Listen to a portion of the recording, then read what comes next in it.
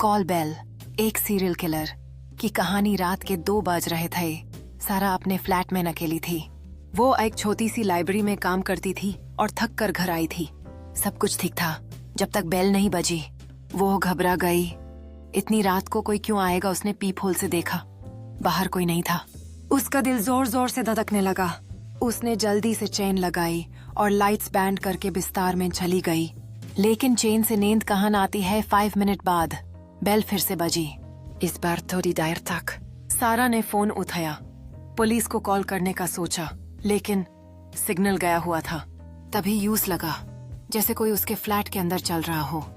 वो धीरे से उठी और किचन की तरफ देखा। दरवाजा बंद था, लेकिन उसके नीचे से हल्की सी रोशनी दिख रही थी। वो पास गई और दरवाजा धीरे से धकेलने लगी। क्रियाक, दरवाजा खुला और अंधेरे में एक आदमी खड़ा था।